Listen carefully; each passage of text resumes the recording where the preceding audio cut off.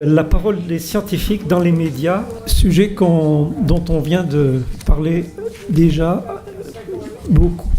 Qui suis-je? Michel Henry, je suis enseignant-chercheur en retraite de l'Université de Franche-Comté, mathématicien, statisticien. Et j'ai assuré 2 mandats d'administrateur de l'Union rationaliste. Je vous présente Carole Châtelain, qui vient de s'asseoir, et qui est directrice de rédaction de Sciences et Avenir, et associée à la recherche. Vous connaissez tous cette revue de vulgarisation scientifique. Elle l'a été de 2021 à 2023. Et 2024, elle préside l'Association des journalistes scientifiques de la presse d'information. Elle est chargée d'enseignement à l'Université Paris-Nanterre et à l'Institut de formation à la médiation et à la négociation. Et elle est l'autrice du livre Médiation, comment développer son empathie, les ressources du cerveau, qui est paru en décembre 2019 aux éditions Archétype 82.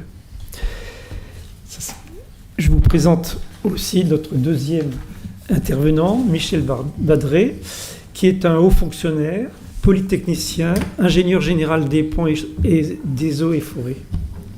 En 2022, il a présidé le débat public sur la construction de nouveaux réacteurs nucléaires, justement, sujet qu'on vient d'évoquer. Il appartient à une famille de forestiers sur plusieurs générations. Il est membre du Comité consultatif national d'éthique pour les sciences de la vie, de la santé, et en tant que chercheur appartenant au cours des chercheurs titulaires de l'Institut national de la recherche agronomique. Le 6 avril 2022, la Commission nationale du débat public l'a désigné à la présidence de la commission particulière en charge d'organiser le débat public sur le projet de construction de 2 réacteurs nucléaires, EPR2, sur le site de Penly. Michel Badré est l'auteur de nombreux articles, notamment le chapitre Transport et environnement de l'Encyclopédie Universalis. Il a publié dans la revue Études 2 articles. En septembre 2015, Environnement et économie éthique, qu'est-ce qu'un bon projet? Et en juin 2017, L'avenir de la fonction publique dans la revue Alternative économique. Et en 2017, Comment débattre de grands projets? Seulement plein dans le débat. Comme vous l'avez dit, donc j'ai dirigé des rédactions scientifiques pendant plusieurs années, dernière étant donc Sciences et Avenir et la recherche. Et donc depuis quelques mois, je préside donc une association que vous connaissez peut-être qui s'appelle l'AJSPI, donc l'association des journalistes scientifiques pour la presse d'information. C'est un peu long, mais c'est très précis, c'est-à-dire que c'est un regroupement de journalistes qui travaillent dans la presse d'information et non pas dans la presse de communication. Il est évident qu'il faut faire la différence entre les deux. Nous sommes une association qui réunit, nous sommes la plus grosse association de France, nous réunissons près de 300 adhérents. Et la particularité que nous avons, c'est que nous réunissons tous les secteurs, c'est-à-dire autant des journalistes de radio que des journalistes de télé, que des journalistes de presse écrite, que des journalistes désormais également de réseaux sociaux, puisqu'évidemment nous nous ouvrons à ces nouveaux modes de communication. Nous réunissons absolument toutes les générations. Et nous réunissons également tous les types de métiers, que ce soit les secrétaires de rédaction, les rédacteurs, les rédacteurs en chef, nous avons tous les photographes, bref, tous ceux qui ont affaire à la science sont les bienvenus chez nous, et toutes les générations. Donc, que ce soit les étudiants, parce que nous avons beaucoup d'adhérents étudiants à qui nous offrons la possibilité d'ouvrir leur réseau et de voir comment travaillent les anciens, et également les journalistes postés, c'est-à-dire en rédaction, et les journalistes qui ne le sont pas, donc les journalistes pigistes, puisque, comme vous le savez, c'est une profession qui contient et qui compte parmi elles beaucoup de pigistes, et on parlait tout à l'heure de la paupérisation de la recherche, on pourrait également parler de la paupérisation des journalistes. C'est un vaste débat qui a peut-être à voir avec ce qu'on se dit aujourd'hui. En tout cas, j'ai la lourde tâche, moi, de parler au nom d'une profession qui est détestée par 84% des Français. Puisque nous sommes, d'après le dernier sondage Ipsos, quasi avant-dernier, parmi les professions appréciées par les Français. Nous sommes juste devant les politiciens. Voilà, on a encore ça pour nous. Les journalistes. Et les journalistes scientifiques, on a une petite... Alors, ça n'était pas dans ce sondage, mais on a une petite chance par rapport aux autres. On est un peu plus appréciés que les journalistes dits généralistes.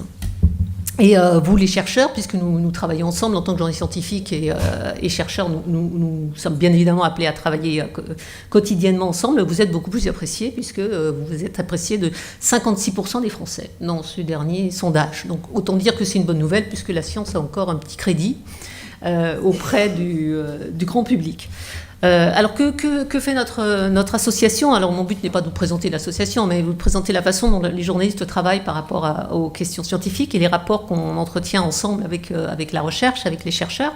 Ce que nous faisons dans notre association, c'est une association qui a pour objectif déjà un objectif corporatiste, qui est de surveiller la façon dont notre métier se pratique, donc d'y réfléchir, d'ouvrir des ateliers de réflexion sur la pratique, de s'ouvrir aux nouvelles techniques. Je parlerai tout à l'heure par exemple de l'intelligence artificielle, il faut que nous suivions toutes ces évolutions. Et puis bien évidemment aussi d'ouvrir la recherche à ses membres, donc nous faisons très très régulièrement, même nous sommes extrêmement actifs, des rencontres, des 1 heure avec des chercheurs sur des thèmes très variés, des visites de laboratoire. D'ailleurs, n'hésitez pas, si parmi vous il y a des scientifiques qui souhaitent ouvrir leurs portes, nous sommes à l'écoute de toutes les opportunités. Dernièrement, il y a quelques jours, nous étions ainsi à Sainte-Anne, où nous avions une rencontre d'été, une assemblée générale d'été, et où les psychiatres ont ainsi eu l'opportunité de nous présenter leurs dernières recherches, qui sont, je vous le dis en passant, absolument bluffantes, puisque désormais la psychiatrie considère les maladies mentales comme une maladie biologique, et donc ça ouvre des perspectives immenses avec des résultats qui sont bluffants. Je vous le dis comme ça en passant. Nous organisons des voyages, notamment en région, mais pas qu'en région, aussi à l'étranger, pour faire découvrir tous les centres de recherche qui existent en France. Et nous réfléchissons donc à la façon dont nous exerçons notre métier.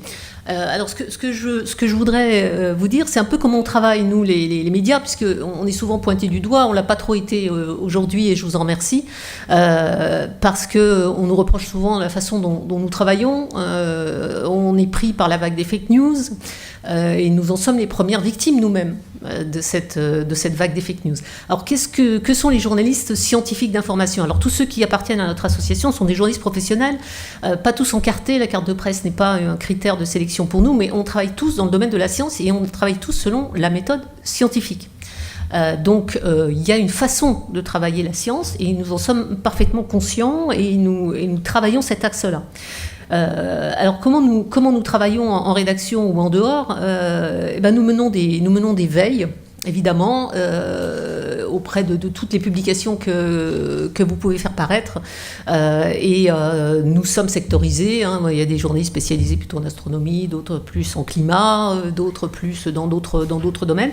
Et je dois dire que dans le domaine du climat, les journalistes scientifiques sont vraiment des pionniers, puisque ça fait quand même des années et des années que nous labourons ce terrain, que nous informons le grand public. Je parle là au nom de tous les journaux scientifiques, que ce soit Sciences et Vie, que ce soit même Sciences et Vie Junior, que ce soit Sciences et Avenir, que ce soit tous les médias qui sont sérieux et qui ont travaillé sur ces questions. Ça fait 20 ans, plus de 20 ans, qu'on fait des sujets sur ce thème-là. Valérie Masson-Delmotte est bien placée pour le savoir, puisque on a souvent eu l'occasion de l'interroger, notamment elle et puis d'autres. Donc c'est vraiment un thème qu'on a labouré. On a tellement labouré que je voulais dire cette anecdote que une des journalistes en France, dont je tairai le nom, mais qui est une des grandes spécialistes de ces thèmes-là, on a fait un burn-out tout à fait dernièrement, elle était obligée de s'arrêter, non pas parce qu'elle était fatiguée de le faire, mais elle était fatiguée de le faire dans le désert. Et de se rendre compte qu'en fait, elle se demandait si tout le travail qu'elle fait depuis 20 ans servait à quelque chose. Et donc il y a cette conscience aussi chez les journalistes, comme je l'ai entendu ce matin auprès de vous, de faire un travail de fond et de se demander aussi comment nous pouvons être entendus.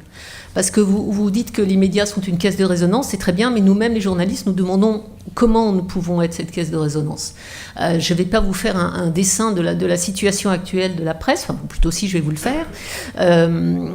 La presse est en crise, là, c'est pas un scoop, tout le monde le sait, mais aborde une crise qui est totalement inédite et les journaux scientifiques, il en existe encore, grâce au ciel, mais ils sont tous en perte de lectorat. Vous le savez, c'est pas un secret industriel que je suis en train de dire là. Et donc on se demande, nous les professionnels, comment on va pouvoir faire passer l'information, par quel canal. Alors évidemment, il y a des bonnes nouvelles comme la création de Epsilon, qui est ce nouveau magazine dont vous avez tous entendu parler, qui a été fondé par la rédaction de Science et Vie, qui voyait d'un très mauvais œil l'arrivée de Reworld Media dans le rachat de Science et Vie, et qui ont décidé donc d'aller fonder ce magazine scientifique Epsilon, qui fonctionne bien, et qui a fonctionné sur un modèle nouveau, qui était celui de l'appel au fonds, crowdfunding, avec une demande de participation publique. Ça a bien marché. Ils vivent, ils survivent, ils font un travail tout à fait remarquable. Donc il y a une appétence pour ça, mais c'est quand même pas suffisant. Donc nous aussi, on se demande comment on va continuer à pouvoir faire passer l'information au grand public. Vous répondrez qu'il y a les réseaux sociaux. Mais les réseaux sociaux, c'est le bon grain et c'est l'ivraie. Comment faire la distinction entre ce qui est valable et ce qui ne l'est pas? Ce sont des vraies questions qui agitent actuellement la profession, qui nous inquiètent énormément. Nous sommes, comme vous, dans des réflexions très profonde sur ces questions-là. Et nous nous heurtons à beaucoup de modifications qui sont en train de rendre notre travail de plus en plus compliqué. Et je vais vous en évoquer quelques-unes. Alors, quand on travaille avec les scientifiques, nous, on a une façon très, très classique de travailler. Donc, on fait cette fameuse veille, on regarde toutes les publications scientifiques des journaux qui sont avec des revues de pair, les fameuses grandes revues scientifiques, mais on est de plus en plus confrontés aux revues prédatrices, comme vous. Donc, il faut qu'on apprenne à faire la différence entre les uns et les autres.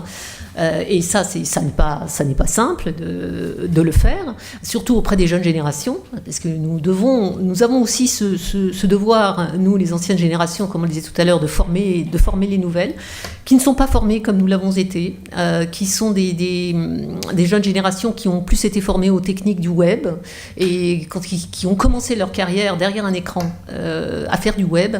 Et c'est pas la même façon de travailler, c'est-à-dire qu'on leur a demandé beaucoup d'abattage. On leur a demandé de faire des papiers extrêmement rapidement. On leur a demandé de ne pas forcément vérifier toutes leurs sources. Ils sont parfois monosourcés. On ne leur a parfois pas appris la différence entre un communiqué de presse et une information. Donc tout ça, nous le faisons. Nous essayons de leur enseigner ça. Il y a bien 14 écoles de journalisme reconnues qui forment les jeunes journalistes, mais il y avait des sections spécifiques pour le média scientifique. Elles ont disparu. Désormais, c'est revenu dans un lot commun. Donc nous, on est un petit peu ennuyés de ce qui se passe dans les écoles de journalisme. On aimerait bien que la science soit un peu plus représentée. Donc ça, c'est un premier écueil, c'est de voir arriver une génération de journalistes qui n'est pas formée aux mêmes techniques que nous. C'est un premier point. Il y a également un deuxième point, et ça vous concerne également, c'est-à-dire que nous sommes de plus en plus confrontés en allant chercher l'information, parce qu'on va la chercher en prenant notre téléphone et en essayant de joindre les chercheurs sur les sujets qui nous concernent, notamment le climat évidemment. On est de plus en plus confrontés aux services de presse. Ça, c'est quelque chose dont il faut que vous soyez conscients, vous les chercheurs, c'est-à-dire que quand on essaye d'appeler des institutions, il est de plus en plus difficile de vous avoir en direct. Généralement, on a un barrage de plus en plus fort par les services de presse, soit que les chercheurs eux-mêmes, qui se sentent sans doute liés, ou à qui on a bien fait la leçon qu'il fallait passer par les services de presse parce qu'ils sont porteurs d'une voix officielle, on nous renvoie sur les services de presse, où on nous bloque l'accès, et donc pour nous c'est assez difficile parfois d'aller vers vous. Et le plus grave aussi parfois, c'est que quand on réussit à aller vers vous, quand on n'a pas vos coordonnées directes, ou quand on n'a pas encore établi un lien privilégié, on est cornaqué, c'est-à-dire que dans les rendez-vous, il y a les services de presse qui sont là. Et ça change la façon dont on travaille, parce que quand on est dans un B2B avec un chercheur, on peut parler et puis apprendre des choses, être dans une discussion de journaliste à scientifique. Et quand on a une troisième personne, un témoin, ça change tout. ça change la confidentialité des échanges, et ça on le ressent dans la façon dont on travaille. Donc ça, nous, c'est quelque chose contre lequel nous alertons également. Hein. Nous disons aux institutions, arrêtez avec vos services de presse, laissez-nous accéder directement aux chercheurs pour avoir ce contact. Enfin, le métier de journaliste, c'est ça, c'est le contact. Votre métier, c'est le contact. Si vous voulez faire passer des informations, il faut avoir un contact également privilégié. Il y a aussi un nouveau problème, je ne veux pas être trop longue parce que j'aimerais bien qu'on laisse la place aux questions. Il y a un problème qui se greffe là-dessus, c'est l'intelligence artificielle. Alors nous, c'est une révolution dans nos métiers, dans les vôtres aussi, mais dans les nôtres, c'est un tsunami qui est en train de nous arriver et qui touche la science, puisque il y a des chercheurs comme, j'ai oublié son prénom, mais il s'appelle Cabanis, qui travaille à Toulouse, qui est un chercheur qui travaille sur l'intelligence artificielle et les publications scientifiques, et qui a été nommé en 2021 par la revue Nature comme l'un des 10 scientifiques qui comptent dans le monde, alors qu'il doit avoir une trentaine d'années, donc c'est très bien pour lui. Et il a montré que 3 publications sur 10 000 étaient actuellement générées par l'intelligence artificielle. C'est-à-dire que c'est des publications qui ne veulent rien dire. C'est du copier-coller, du copier-transformer-coller. Lui a mis au point un logiciel pour essayer de repérer ces publications qui commencent à être de plus en plus importantes et qui nous arrivent à nous, et notamment on les repère parce qu'il y a ce qu'il appelle des mots tronqués, c'est-à-dire que par exemple, comme il faut transposer sans plagier, on change le sens de certains mots. Donc par exemple, le cancer du sein devient le péril de la poitrine. Donc quand vous voyez des mots comme ça dans une étude, vous pouvez être sûr que vous avez affaire à une intelligence artificielle, mais tout ça commence à passer assez inaperçu. Et nous, qui sommes les récipiendaires de tout ça, il faut aussi qu'on apprenne à faire la différence. Donc on est confronté aux fake news, on est confronté à l'intelligence artificielle pour la création d'études. Nous-mêmes, nous sommes confrontés à l'intelligence artificielle dans la façon dont nous travaillons, puisque de plus en plus, notre façon de travailler fait appel à l'intelligence artificielle, notamment pour faire un tri dans les données. Ça va être très très utile pour faire ça, dans les données de santé, dans toutes les bases de données. Ça va nous faire gagner un temps précieux, mais ça c'est le bon côté de la médaille. Il y a donc le mauvais côté. Donc c'est tout ce travail-là que nous devons faire pour faire un travail de qualité. Côté science, on a vu, nous aussi on déplore, on l'a vu pendant le Covid, nous avons déploré le fait que certains experts autoproclamés se retrouvaient sur tous les plateaux. Mais pourquoi, comme on le disait tout à l'heure, je ne sais plus quel intervenant le disait, comme nous devons identifier des chercheurs dans les domaines qui sont les nôtres, et certains acceptent plus de parler que d'autres, certains parlent mieux que d'autres. Nous avons évidemment tendance à aller vers les mêmes. Et quand il y a des journalistes non spécialisés qui cherchent un spécialiste de l'environnement et qui n'est pas lui-même spécialisé en environnement, qu'est-ce qu'il va faire ? Il va regarder ce qu'a fait son collègue de l'environnement, puis il va aller prendre le même spécialiste. C'est ce qu'on appelle entre nous les bons clients. Et parfois, il y a des bons clients qui sont des mauvais clients, qui sont des gens qui effectivement sont sortis de leur domaine de compétences. Mais quand vous êtes un journaliste télé, que vous n'y connaissez rien, et qu'en plus vous avez le culot, là je pense, excusez-moi, je vais nommer, quand vous avez Léa Salamé qui commence ses émissions, qu'elle invite des soi-disant scientifiques, et que sa première phrase est de dire « moi j'y connais rien à la science ». Donc, est-ce que vous pouvez nous parler de ceci ? Nous le déplorons, parce que quel est le journaliste économique qui se permettrait de dire à un interlocuteur « moi, j'y connais rien d'économie, vous allez m'expliquer comment ça marche ». Ou « moi, j'y connais rien en sport, donc vous allez m'expliquer comment ça marche ». On se permet en science, et les journalistes se permettent en science ce qui ne se permettrait pas dans d'autres domaines. Donc, nous luttons contre ça. Et l'association, la façon dont nous avons aussi de lutter contre ça, c'est de former les rédactions à la science et à la méthode scientifique.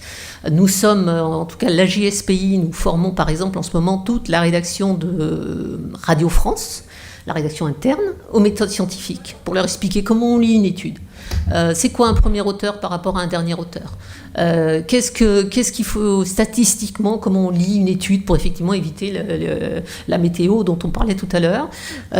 Tout ça, ça s'apprend, ça ne s'invente pas. Donc nous formons les journalistes, nous avons des modules, donc Radio France s'est ouvert à ça, nous formons d'autres personnes. On parlait tout à l'heure du média training.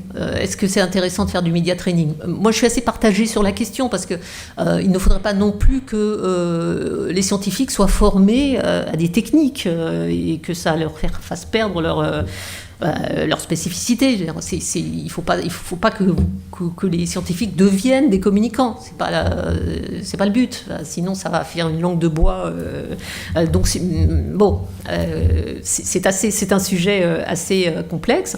La façon aussi dont nous travaillons le rapport entre les scientifiques et les journalistes, nous avons mis en place des bourses depuis maintenant une dizaine d'années, une bourse d'échange qui s'appelle Bourse d'échange des journalistes-chercheurs, qui pourrait être une sorte de vie ma vie, c'est-à-dire que toutes les années, nous échangeons une dizaine de chercheurs de laboratoire avec une dizaine de journalistes dans des rédactions, et chacun va vivre la vie de l'autre et s'apercevoir comme ça des besoins spécifiques des uns ou des autres. D'ailleurs, tout le monde peut postuler. Vous-même, les chercheurs ici, vous pouvez postuler à cette bourse et dire, moi, mon laboratoire, je voudrais bien aller au Monde, par exemple, qui est une rédaction qui s'ouvre, qui participe à cette bourse de la JSPI, et donc passer une semaine à la rédaction du Monde, pendant qu'un journaliste du Monde, un Larousserie ou un autre, va passer une semaine dans un laboratoire.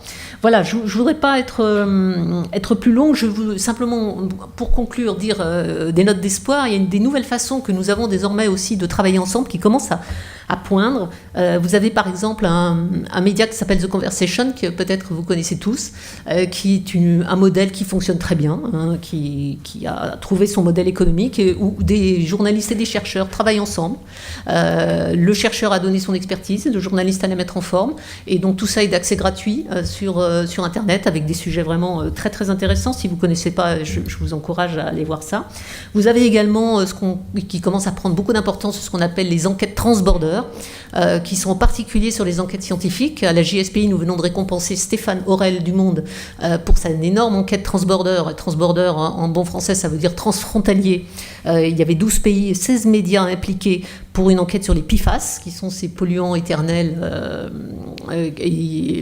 Stéphane Aurel et son équipe ont pu dresser une carte des polluants en Europe. Et donc ça fait appel à tout un tas de qualités, de data journalistes, de scientifiques. Et ils ont travaillé main dans la main avec les scientifiques pour faire cette enquête. Main dans la main, ça ne veut pas dire que, par exemple, les scientifiques ont relu les papiers, parce qu'il faut que chacun garde son indépendance.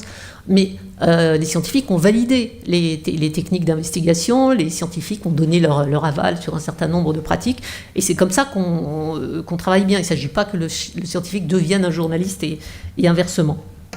Et enfin, je conclurai en disant qu'on a les mêmes enjeux, on a les mêmes buts, c'est de donner une science de qualité au grand public, de faire en sorte qu'ils ne confondent pas les chaînes d'infos en continu qui font un travail qui n'est pas toujours, je parle là de science, qui n'est pas toujours très étayé, et puis tous ces journaux qui font un vrai travail de fond, mais qui malheureusement perdent leurs lecteurs. Moi, je veux croire qu'on a, et nous travaillons, nous, la JSPI, à ça, nous avons un combat à mener pour que ce journalisme de qualité perdure et que la science reste un sujet vraiment important.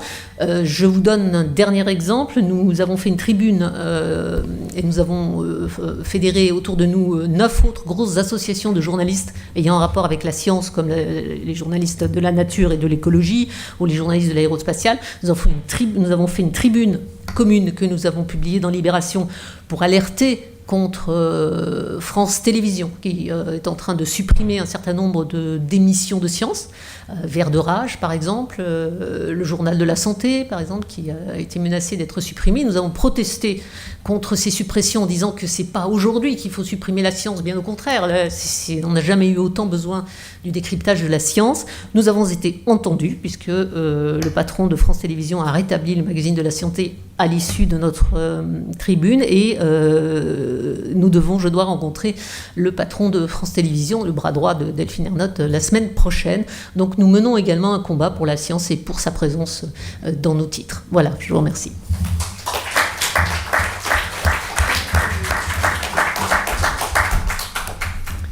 Je ne veux pas dissimuler le plaisir que j'ai eu d'entendre Caroline Châtelain, puisque je suis un très ancien abonné à Sciences et Avenir depuis ma jeunesse. Et c'est là que j'ai appris énormément de choses dans ma culture scientifique. Le premier auteur dont je me rappelle s'appelait Albert Ducrot. Je ne sais pas si c'est un nom qui dit quelque chose à certains d'entre vous. Voilà. Alors, comme dans les tables rondes précédentes, on va passer à l'autre présentation de Michel Badré. On passe à la présentation de Michel Badré et puis les questions viendront ensuite. Alors, Michel Badré, c'est à vous. Merci. Et merci beaucoup de m'avoir invité à cette journée. Je voudrais d'abord dire de quoi je vais vous parler et puis d'où je parle pour respecter le conseil donné ce matin par Mathias Girel. Donc de quoi je vous parle, c'est écrit sur le programme, c'est du lien de confiance entre le public et la communauté scientifique, mais je le ferai délibérément à partir d'une approche complètement empirique, pas du tout académique, donc à partir de 4 exemples concrets dans lesquels il se trouve que j'ai été impliqué personnellement, donc j'ai aussi un rôle d'acteur là-dedans, ce qui suffit à enlever une bonne part d'objectivité, mais en même temps ça donne peut-être un peu plus de vécu. Donc ces 4 expériences, c'est 2 débats publics, celui sur les réacteurs nucléaires de l'an dernier qui a été cité, mais un autre 4 ans avant sur le plan de gestion des déchets radioactifs. Et puis une autre opération qui était la mission de médiation qui a eu lieu en 2017 et qui a mis fin, pour parler un peu crûment, au projet de Notre-Dame-des-Landes. J'étais l'un des membres de cette mission. Et puis la 4e opération qui a été citée aussi, c'est le comité d'éthique commun à INRAE, IFREMER, IRD et CIRAD, qui a produit un avis dont je parlerai tout à l'heure, qui a pas mal de liens avec celui qui a été présenté ce matin. Donc, je vous parlerai de la confiance entre le public et la communauté scientifique. D'où je parle, j'ai eu une présentation magnifique qui a été faite. Je vous signale qu'il y a une erreur dedans qui vient de la fiche Wikipédia. Je ne sais pas qui l'a inventée, mais j'ai jamais été chercheur. J'ai toujours été ingénieur. En revanche, le reste est vrai. J'ai choisi un peu, parce que c'était dans mon patrimoine génétique, de travailler dans le secteur environnemental dès le début. Et j'y ai passé 40 ans. J'ai jamais bifurqué, et puis après la retraite, ça a continué. Mais je pensais ce matin, quelqu'un en posant une question a cité le dernier bouquin de Marc-André Sellos, que je vous recommande vivement. C'est vraiment un très bon livre qui s'appelle Nature et préjugés. Et il cite dans ce livre l'histoire de la Reine Rouge de Lewis Carroll, où la Reine Rouge pédale à toute vitesse sur son tapis roulant. Et la question est de savoir si le paysage qui est autour avance plus vite ou moins vite, ou pas du tout, autour de ce tapis roulant. Et moi, je pensais, en écoutant ça ce matin et en ayant lu ce livre, qu'en ayant l'impression d'avoir un métier tout à fait continu pendant 40 ans, et puis des activités de retraités qui sont encore en continuité avec ça, que la seule chose qui a complètement changé, c'est le paysage autour, qui n'a vraiment plus rien à voir, et c'est normal, mais il a avancé, la science écologique s'est complètement bouleversée, les questions posées, on n'a pas arrêté d'en parler, par le changement climatique et tout le reste, on n'existait pas il y a 40 ou 50 ans, et maintenant on ne parle que de ça, à juste titre. Donc tout ça est bouleversé, et le fait de parler depuis le tapis roulant sur ce qui se passe autour, moi j'ai pris conscience peu à peu qu'on ne pouvait pas ne pas faire ça. Et c'est de ça que je vais essayer de vous parler un peu dans la suite. Juste une précaution de vocabulaire qui s'impose sans doute pas, je pense que vous l'avez tous en tête. Je vous ai dit tout au début qu'il s'agissait du lien de confiance entre le public et la communauté scientifique. Vous savez tous que les 2 articles définis, le et la, sont aussi inadaptés l'un que l'autre. Le public est complètement hétérogène, il y a de tout dedans et c'est comme ça, mais c'est important pour la façon dont on s'adresse à lui et dont on communique avec lui. Pour la communauté scientifique, je n'ai pas besoin de vous faire de dessin, je pense que vous le savez mieux que moi. Alors, je voudrais développer plus précisément trois points. D'abord, de quoi est-ce qu'on parle quand on parle de la confiance? C'est quoi la confiance? La confiance du public envers des décisions qui sont prises ou qu'il faut prendre, sur quoi ça porte et quelle est la place de la parole scientifique là-dedans. C'est le premier point que je voudrais évoquer. Donc ça, c'est plutôt vu depuis le public, qu'est-ce qu'il attend pour avoir confiance. Ensuite, la même question vue depuis la communauté scientifique, qu'est-ce qu'elle dit du sujet?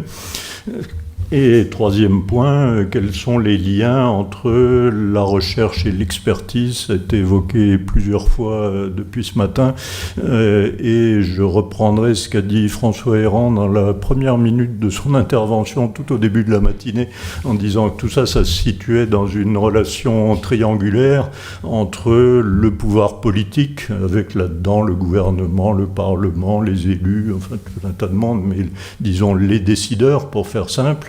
Ensuite, un pôle que j'appellerais le pôle expertise, dans lequel il y a la communauté scientifique, les experts, les sachants d'un sujet. Et puis le public, les publics, comme je disais à l'instant, qui constituent le troisième pôle. Comment est-ce que tout ce monde-là discute? Comment fonctionne ce triangle? Ce qui n'est pas forcément totalement évident. Alors je reprends donc le premier point, la confiance du public. Et là, pour respecter ce que je vous disais tout à l'heure sur l'aspect expérimental, je voudrais vous citer quelque chose qui s'est passé pendant le débat public sur le plan de gestion des déchets nucléaires en 2019.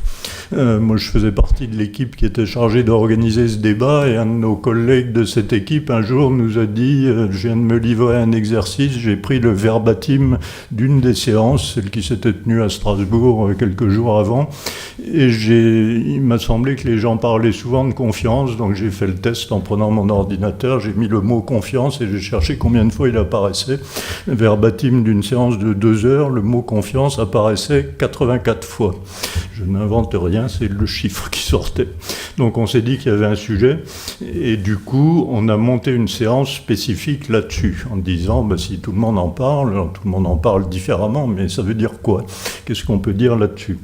Et on a organisé une table ronde, pas plus ronde qu'elles ne le sont jamais dans ces cas-là, mais avec 5 personnes qui étaient un sociologue, un ingénieur philosophe, un ingénieur qui avait ripé philosophe en cours de route, si je peux dire, une spécialiste du dialogue avec la société, une juriste du Conseil d'État et celui qui avait animé le premier débat public sur les déchets nucléaires en 2006. Et tout ce monde-là a discuté ensemble, ça a été extrêmement intéressant. Si ça vous intéresse, l'enregistrement complet de la séance est encore accessible sur le site de la CNDP, ça dure 2h30, mais il y a beaucoup de choses dedans. Et la première chose sur laquelle ils se sont tous très vite mis d'accord, c'est de dire que c'était normal et plutôt sain que le public n'ait pas confiance. C'est qu'il ne fallait pas dire, mais c'est pas bien, il n'a pas confiance. C'est normal que dans une démocratie, sur un sujet compliqué, les gens commencent par dire qu'ils n'ont pas confiance. C'est une réaction assez saine. Une fois qu'on a dit ça, ils se sont aussi assez vite mis d'accord sur le point suivant, qui était que dire, puisque le public n'a pas confiance, on va faire ce qu'il faut pour rétablir la confiance, que c'est une mauvaise démarche, que la confiance, ça ne se fabrique pas comme ça, parce que si on rentre là-dedans, on est dans une démarche dissymétrique. Moi qui sais, je vais vous expliquer que vous n'avez pas confiance parce que vous n'êtes pas tout à fait au niveau, mais quand je vous aurai bien expliqué, ça ira mieux. Donc il y a ceux qui sont en haut et puis ceux qui sont en bas, et ça, c'est pas terrible.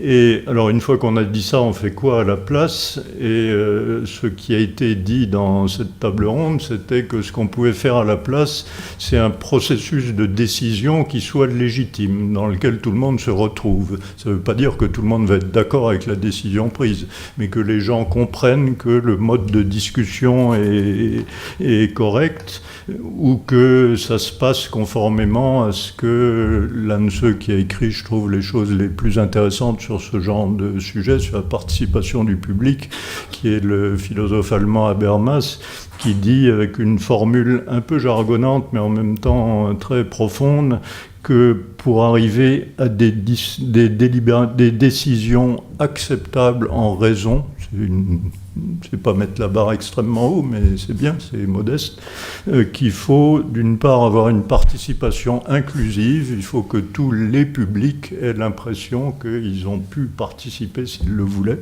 pas seulement qu'ils en aient l'impression, qu'en plus ça soit vrai, et qu'il y ait une délibération discursive, c'est-à-dire quelque chose dans quoi tous les arguments sont mis sur la table, sont exposés, on ne reste pas à la surface des choses, il faut arriver à faire tout ça. Donc le processus légitime, il suppose par ailleurs toute une série de conditions dont bon nombre ont été évoquées ce matin dans l'exposé de Mathias Girel à propos de la valeur de la parole scientifique dans ce genre d'élaboration, des questions de transparence, de rigueur, de déontologie, d'absence de conflit d'intérêts, tout ça, ça joue. Si le débat est complètement pollué par des imperfections de toutes sortes sur ces différents points, on est à peu près sûr que le résultat ne sera pas légitime. Et dans nos 5 intervenants, ils mettaient sans arrêt en balance l'aspect confiance et l'aspect légitimité, en disant ce qui est important, c'est la légitimité. Enfin, dernier point toujours sur ce sujet, c'est que tout ça prend du temps. Et que souvent c'est ça qui pose problème parce qu'on croit, à tort ou à raison, je reviendrai sur un exemple dans quelques minutes, qui montre que souvent quand on dit que les choses sont très urgentes, ça n'empêche pas qu'elles mettent plusieurs décennies à avancer. Donc il ne faut pas trop se tromper sur qu'est-ce qui est urgent, pourquoi faut-il décider très vite, sur quoi portent les décisions, ce genre de choses est à intégrer. Mais la question de la gestion du temps, de l'agencement du temps, comme l'avait dit l'un de nos 5 intervenants, est un sujet complètement essentiel, et avec une autre conséquence, c'est quand on parle de la participation du public, c'est pas un processus de décision qui dure 2 ans, et là-dedans il y a un créneau de 3 mois ou d'1 mois avant l'enquête publique qu'on va consacrer à la participation du public. Ceci n'est pas une bonne démarche. La bonne démarche, c'est que la participation du public, c'est en continu, ça commence tout au début et ça se termine tout à la fin, et que dès qu'on essaye de cantonner ça à un créneau précis, d'abord le créneau n'est jamais au bon endroit, et puis il n'est jamais assez long, ou il tombe jamais bien, donc c'est d'avance difficile. Donc voilà pour ce premier sujet sur la confiance. Le deuxième, la question vue par la demande des scientifiques. Et là, je vous redis, je crois que je ne l'ai pas dit tout à l'heure précisément, que le comité d'éthique commun, INRAE, IFREMER, IRD, CIRAD, à peu près en même temps que le COMETS, comité d'éthique du CNRS, dont l'avis a été présenté ce matin par Mathias Girel, a fait un avis presque sur le même sujet. Alors on s'est très vite rendu compte, rassurez-vous, bien que les gens aiment bien travailler de façon cloisonnée, on s'est très vite rendu compte qu'on travaillait tous les deux sur le même sujet, et on a échangé. Donc de ce côté-là, il n'y a eu aucune difficulté. Mais ce qu'il y avait de particulier dans notre avis à nous, c'est qu'il est vraiment venu d'une forte demande des chercheurs eux-mêmes et des chercheuses à l'occasion d'un séminaire qu'on avait fait sur un sujet qui était, on a fait une journée éthique et recherche en souvenir d'Axel Kahn, qui était le président précédent de ce comité d'éthique et qui nous avait tous beaucoup marqués. C'était quelqu'un qui avait une réflexion extraordinairement profonde. Donc on a fait une journée en sa mémoire, et puis au lieu de se contenter de faire des discours élogieux, ce qu'on avait tous très envie de faire, on a fait un peu plus, qui était de faire réfléchir les gens sur éthique et recherche. Et on a été vraiment tous frappés par une pression extrêmement forte des participants, qui étaient des chercheurs et chercheuses des 4 organismes, qui nous disaient « mais nous on a un sujet, on veut que vous produisiez un avis ».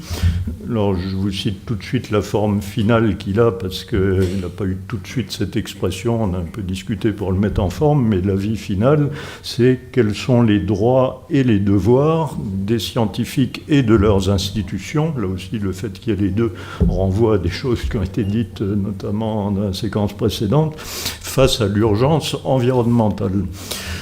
Je ne vais pas vous redire, alors l'avis est accessible, si vous tapez éthique en commun sur votre moteur de recherche préféré, vous tombez sur le site de notre comité d'éthique et l'avis est très facilement accessible.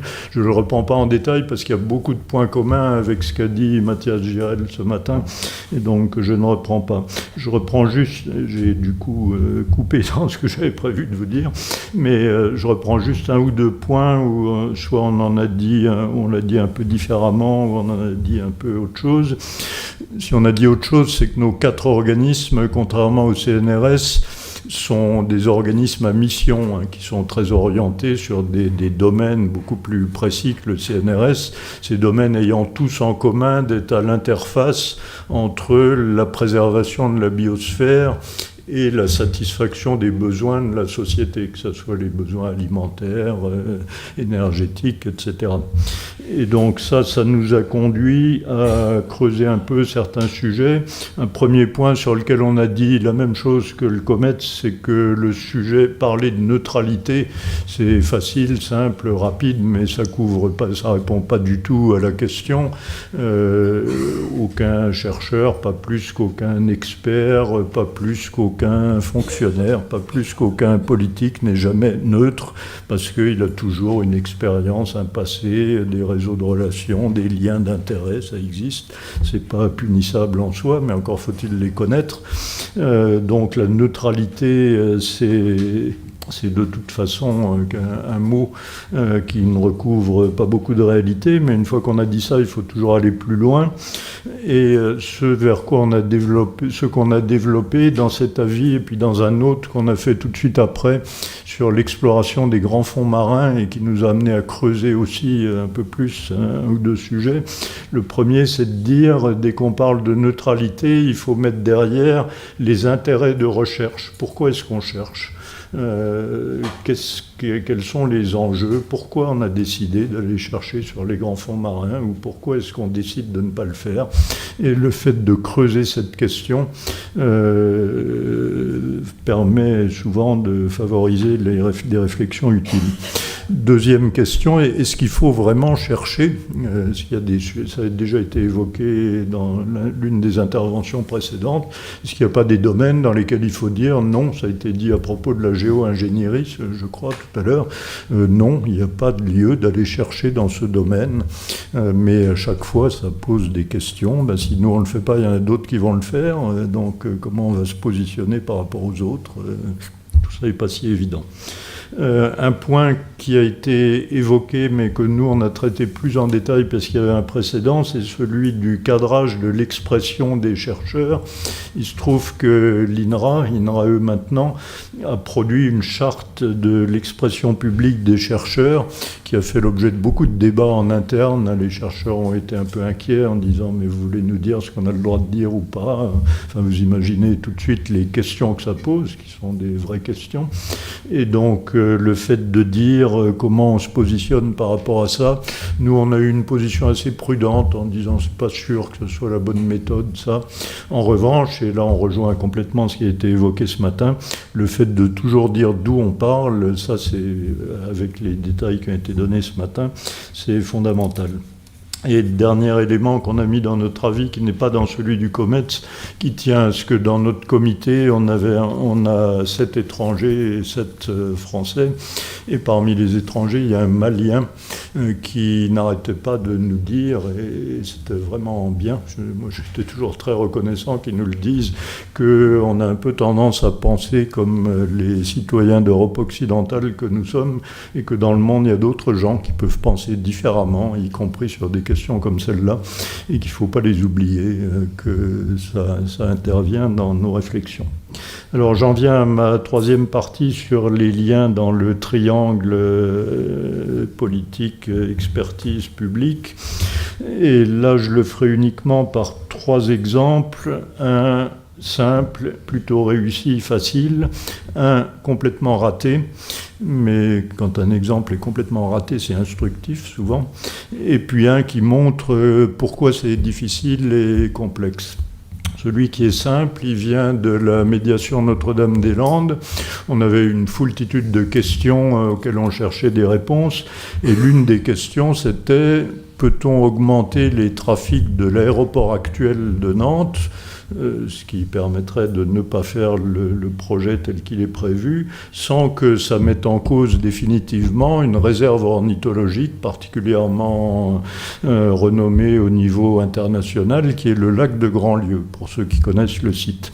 Donc dit comme ça, c'est une question où vous qui êtes peut-être pas du tout familier avec ce secteur, vous dites ça, il suffit de dire que ça va troubler les oiseaux. Pour des experts naturalistes, ça soulève plein de questions de biologie des populations, manipulation, de leur évolution, de leur réaction face à des impacts externes, etc.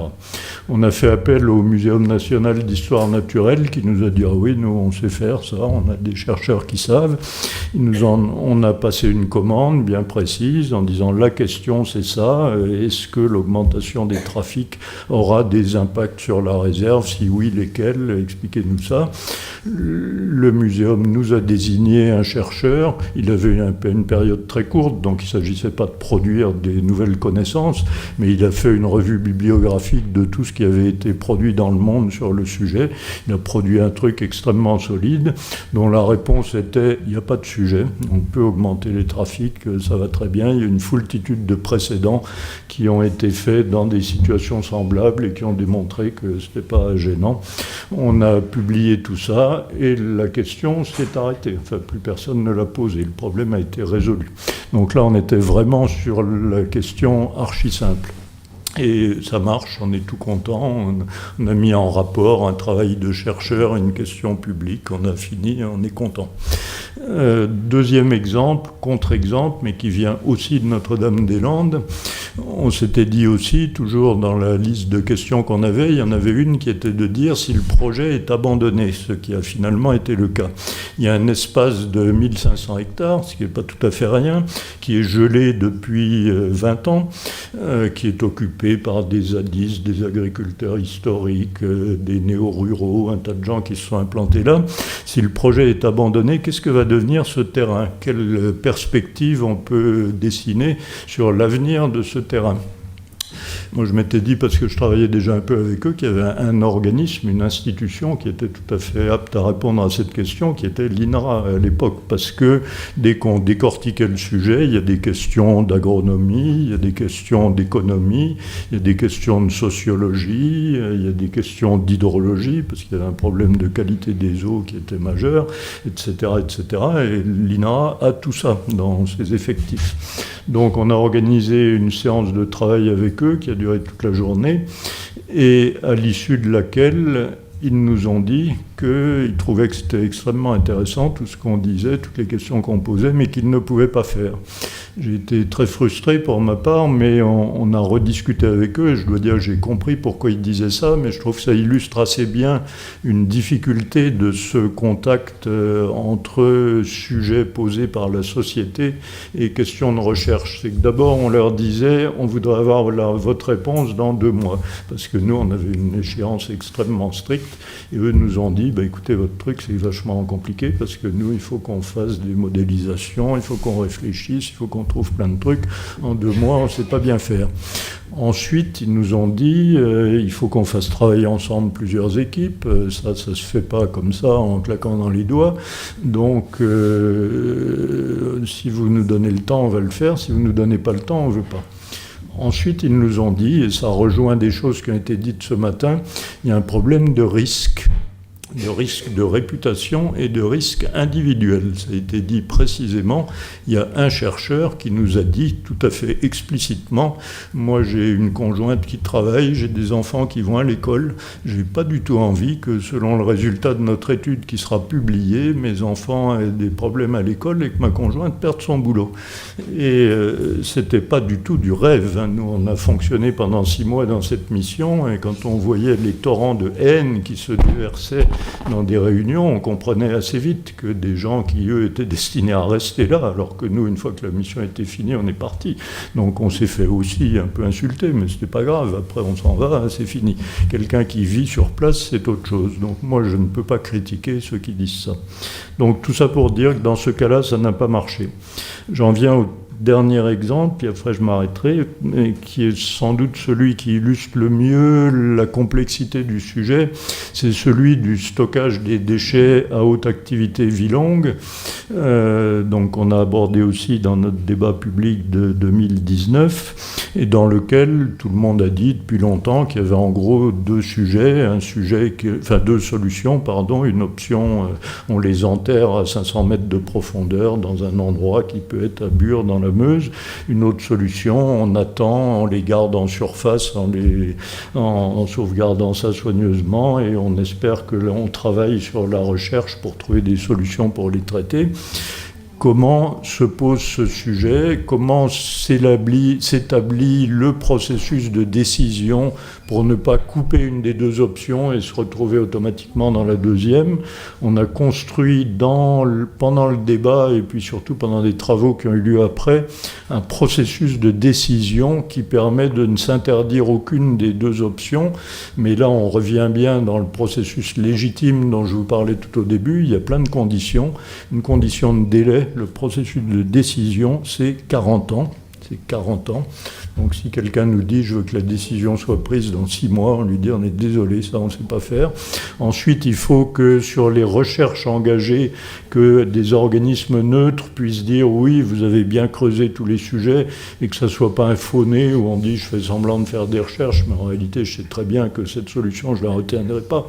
Et ce risque, il existe. Donc il faut avoir un regard suffisamment neutre et distancié pour dire « oui, ils ont vraiment creusé » ou bien non, ils n'ont pas creusé. Il y a une commission nationale d'évaluation des recherches sur le sujet qui est en place et il y a un haut comité pour la transparence sur la sûreté nucléaire qui est en place aussi. Tout ça, ça fait très jargonnant, mais je crois que c'est pas idiot du tout sur des systèmes très conflictuels comme ceux-là d'avoir vraiment des garanties externes qu'on n'est pas en train de coller des faux nez pour dire oui, on a fait ce qu'il fallait, dormez tranquille, bonnes gens, je reviens à la confiance que je citais tout à l'heure. Je termine tout ça en faisant le lien avec un point qui a été évoqué par un des intervenants ce matin ou en début d'après-midi, non ce matin, et vous à propos de Charpak et de la main à la pâte.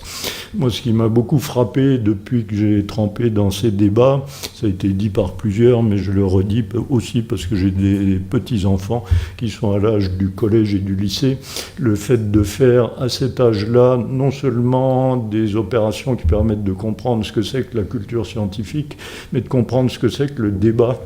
Comment est-ce qu'on discute d'un sujet sur lequel on n'est pas tous du même avis? Comment est-ce qu'on développe des arguments? Je crois que ça s'apprend bien à 13 ou 14 ans, mieux qu'en regardant les réseaux sociaux, en étant devant ces écrans, comme mes petits-enfants sont un peu trop souvent à mon goût, mais le fait de les sortir et de dire on pourrait faire autre chose, et je crois que c'est à cet âge-là que ça s'apprend. Et là-dessus, il y a vraiment un gros travail à faire. Voilà, il y aurait plein d'autres choses à dire, mais je m'arrêterai là.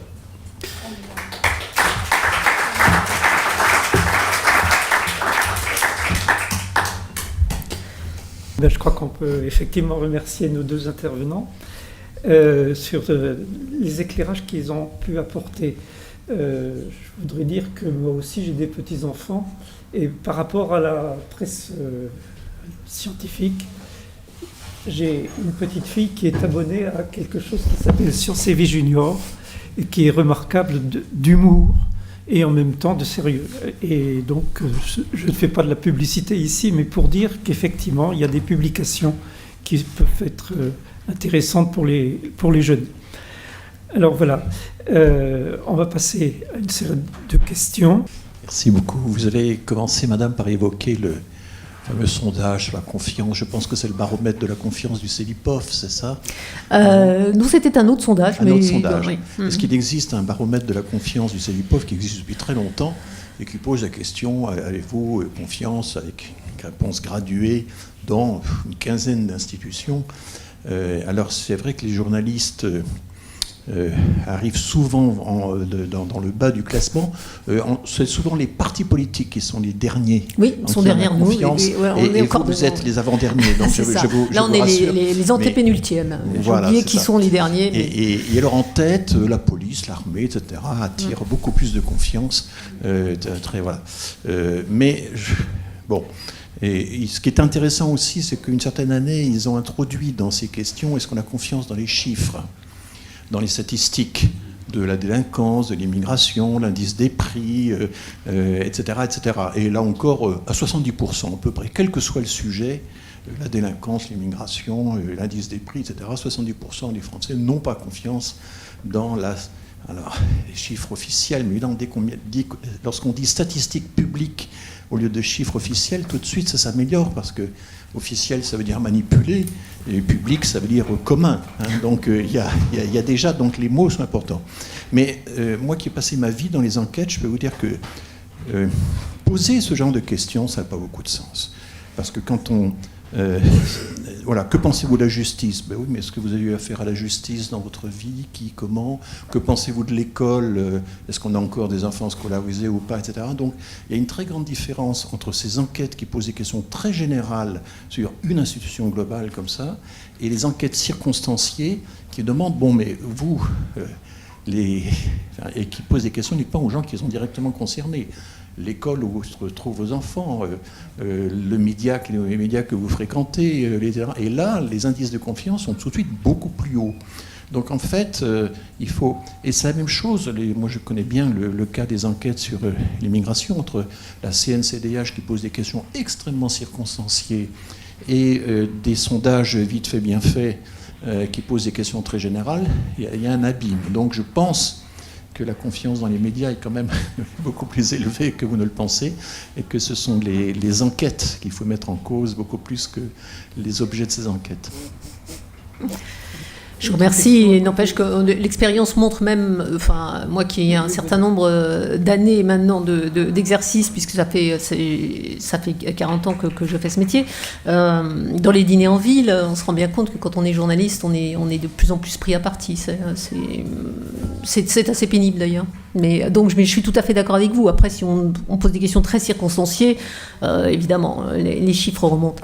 Mais globalement, c'est une profession extrêmement décriée et nous en sommes évidemment les premiers maris. Oui.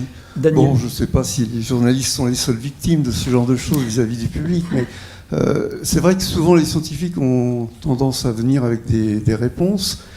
Alors que le plus intéressant, sont en général les questions. Je me souviens quand je m'adressais à des élèves, je voyais l'institutrice ou la maîtresse arriver en disant « ne posez pas des questions idiotes ». Et bon, je prenais le contre-pied en disant « non, c'est intéressant, les questions idiotes, ça n'existe pas ». Alors je donnais moi-même des questions de ce genre. Pourquoi les poissons ne sont pas solubles dans l'eau? Pourquoi il n'y a pas d'êtres vivants à roue, par exemple? Il y a des chenilles, il n'y a pas de roue. Et finalement, on s'apercevait qu'après, on pouvait élaborer. Vous avez, écoutez, effectivement, il faudrait peut-être, ce que vous n'avez pas distingué, je crois, c'est le journalisme d'investigation et la simple interview. La plupart du temps, les scientifiques voient arriver un journaliste qui fait une interview. Bon. Alors, les choses ont beaucoup changé, parce que je me souviens, il y a 30 ou 40 ans, on pouvait pas, on avait du mal à communiquer, les articles devaient être publiés évidemment quelques heures après, donc on ne pouvait pas relire. Et contrairement à ce que vous dites, vous avez suggéré, effectivement on n'est pas là pour regarder par-dessus l'épaule du journaliste, mais quand même, ça fait du bien de temps en temps de voir ce qui a été écrit, parce qu'on s'aperçoit, pour le bien du journaliste également, qu'il y a parfois des sacrées erreurs, pas seulement des erreurs d'un zéro qui traîne où il ne faut pas, mais parfois des erreurs de fond. Donc je trouve que le dialogue doit être fait des deux côtés. Et moi j'insiste beaucoup quand un journaliste vient me voir, mais beaucoup moins qu'avant, pour avoir un regard sur voilà, une seule fois. Bon. Ça. Ensuite, les journalistes que j'ai rencontrés pendant toutes ces années me semblent tous aussi bons ou aussi mauvais les uns que les autres, et les jeunes en particulier ne sont pas plus mauvais que les autres. Les jeunes journalistes ne sont pas plus mauvais et moins bien formés que les autres, de même qu'on n'écrit pas. Enfin bon. Et alors en ce qui concerne qu'est-ce qu'un journaliste scientifique, bon, c'est vrai qu'on en connaît beaucoup et de très bonne qualité, mais ceci étant, mon meilleur souvenir d'interview, là c'est une interview que j'ai pu éprouver moi-même, c'était, alors j'ai été à l'origine de la Nuit des Étoiles, cet événement qui a lieu tous les ans. Et ce que je vous raconte se passe en 1992, c'était la deuxième année. Télérama relayait l'événement et m'envoie un journaliste, dont je ne dirai pas le nom parce que ça, c'est trop glorieux pour lui. Mais enfin bon, c'est pas ça, c'est parce que pour être discret. Il vient dans mon bureau et à l'époque, le sujet c'était Saturne, le sujet de la Nuit des Étoiles. Et il me dit, vous savez, je ne connais rien sur Saturne. Je ne connais absolument rien du sujet. Alors, sur le moment, j'étais un petit peu pris de court. Je me suis dit, merde, qu'est-ce qui va arriver? Qu'est-ce qu'il va faire? Qu'est-ce qu'il va faire? Et bien, c'était formidable. Il a fait vraiment ça a été un échange et c'est un des meilleurs articles que j'ai pu lire provenant de quelqu'un qui effectivement n'avait pas de connaissances a priori, mais était très à l'écoute et avait une approche culturelle que beaucoup de journalistes scientifiques n'ont pas, ou ne peuvent ne pas avoir. Alors, que vous répondre à ça? Vous dire, pour ce qui est de la lecture, c'est vraiment un débat. Je sais que les consignes, quand à la rédaction de Sciences et Avenir, par exemple, les consignes, nous sommes des journalistes, donc nous tenons à notre indépendance autant que vous tenez à la vôtre. C'est normal. Donc, faire relire l'intégralité d'un papier, ce n'est pas considéré comme éthique. C'est-à-dire que le journaliste doit prendre la responsabilité de ses écrits. En revanche, ce que nous faisions, c'est que, et ce que font les autres médias, c'est parfois de faire quand même relire l'intégralité d'un papier quand les enjeux sont très, très minimes du point de vue de l'enquête. Hein. Effectivement, un papier sur Saturne ne va pas révolutionner le monde de l'enquête. Mais autrement, quand il s'agit d'une enquête, on fait relire les propos. Donc, c'est-à-dire les propos qu'on vous attribue, on vous les fait relire. Pour être sûr que vous avez bien dit, que vous créditez ce que vous avez dit. Mais on ne vous fait pas relire le contexte, qui est de la responsabilité du journaliste. Parce que si on ne fait pas ça, si les frontières deviennent poreuses, c'est quand même la liberté de la presse qui est quand même en jeu. Voilà, c'est donc important de garder cette limite. Pour ce qui est du fait de ne rien connaître quand on vient faire un sujet, bon, évidemment, on peut y avoir un regard un peu naïf qui fait que le sujet va être intéressant et que le journaliste va rendre quelque chose de nouveau et de passionnant, mais c'est un métier comme les autres, c'est-à-dire que plus vous avez un background, plus vous avez un bagage, plus votre enquête sera fouillée et plus elle sera intéressante.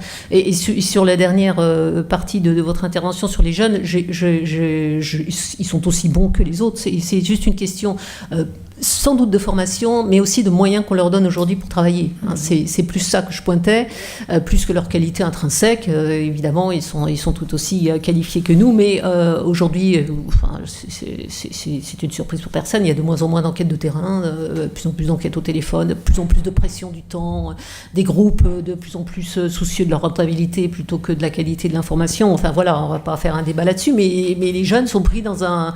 Je dis les jeunes parce que c'est depuis la génération web que ce rythme s'est accéléré. C'est un petit problème quand même. Voilà. Bon, il y a une question, vous là-bas. Et ensuite, Amida. C'est peut-être plus une remarque qu'une question, madame. Vous avez évoqué votre visite, je vous cite, bluffante Oui. à Sainte-Anne. Et en fait, ma question se situe à l'articulation pour les journalistes scientifiques entre la démarche critique ou philosophique et peut-être aussi idéologique et les nouvelles pratiques psychiatriques. Parce que je suis ce qui se passe à Sainte-Anne depuis quelques années. Je suis de près une orientation radicalement nouvelle et différente qui a fait fuir un nombre de soignants dans les dernières années considérable. Et là, entendre à l'Union rationaliste quelque chose comme les nouvelles méthodes de maladie, je crois que vous avez utilisé le mot biologie, sont absolument bluffantes. Je ne peux pas laisser passer ceci et je vous dis pourquoi. Je vous dis que depuis que le professeur Gaillard, professeur de psychiatrie, élève de Stanislas Dehaene, est aux commandes de cet endroit qui a été, pour moi, pendant des années, le lieu exemplaire de la psychiatrie à Paris, depuis que Raphaël Gaillard a pris les commandes et depuis un certain nombre d'années, les cognitivistes, pour aller vite, ont triomphé et toute la psychiatrie freudienne traditionnelle a fui. Donc, le C, dans le colloque de l'Union rationaliste, une parole aussi rapide et sans analyse idéologique de ce qui se passe depuis des années passées ne me paraît pas possible. Voilà, c'est dit. Vous avez raison de le dire et je vous entends tout à fait. Je ne renie pas mes propos. J'ai dit effectivement bluffante. Je suis à l'oral. Je ne suis pas chargée d'enquêter sur Sainte-Anne. Nous y avons fait notre assemblée générale. Les chercheurs étaient présents, donc nous avons pu, enfin les journalistes qui étaient présents, la centaine de journalistes qui étaient là, a pu échanger avec les chercheurs dans le but éventuellement de faire des papiers. Les enquêtes se feront. Moi, je vous dis pas que si j'avais à écrire sur Sainte-Anne que je dirais que c'est bluffant. Et c'est une parole que j'ai là et qui, effectivement, vous avez raison, mais je n'ai pas fait l'enquête. Donc, ce n'est pas une conclusion que je vous donne là. Hein. C'est juste que dans les exposés qui nous ont été faits, j'aurais dû dire que ça paraissait bluffant. Mais évidemment, l'enquête reste à faire. Voilà. Donc, vous avez raison sur ce terme. Voilà. Bon, la parole à Midan. Moi, je vais être très brève.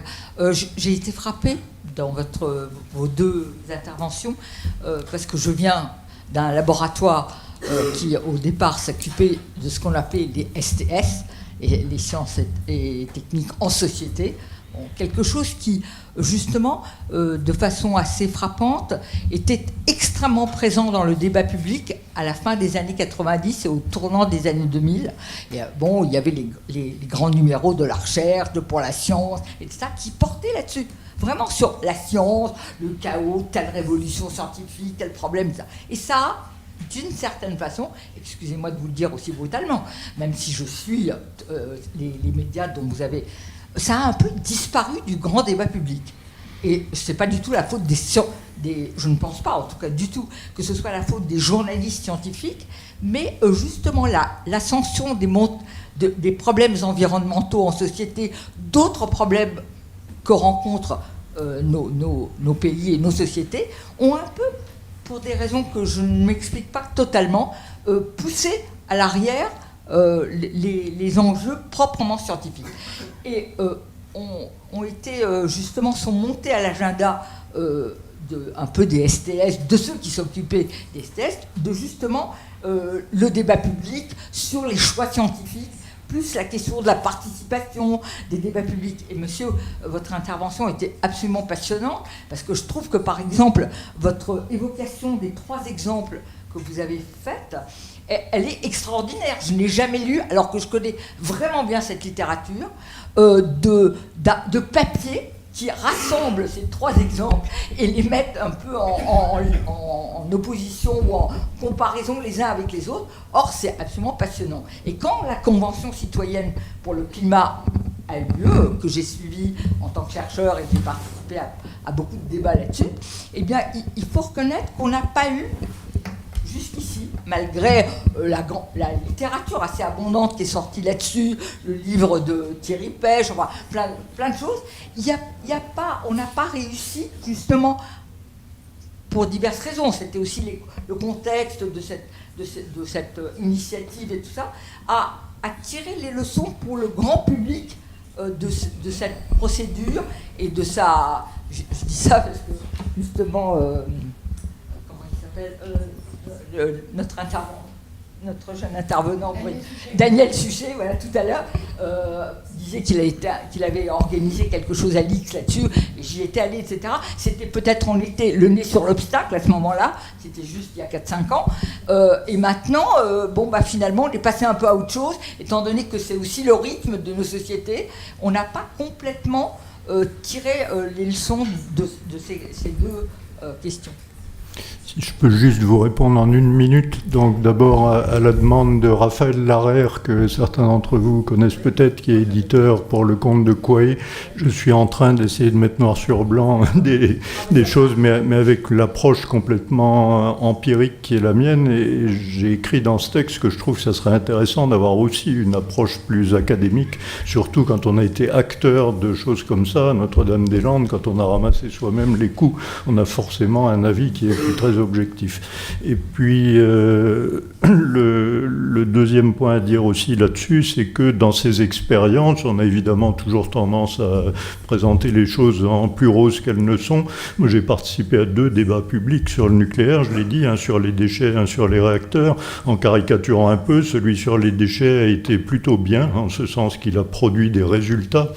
C'est un débat qui est bien, c'est pas que c'est agréable, c'est qu'il se passe quelque chose après qui correspond à ce qui qui a été dit dans le débat.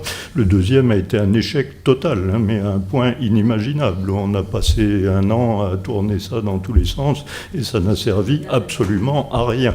Mais le fait de comprendre pourquoi ça a été un échec, qu'est-ce qui n'a pas marché, etc., c'est très instructif et c'est ça qu'on essaye de faire en ce moment.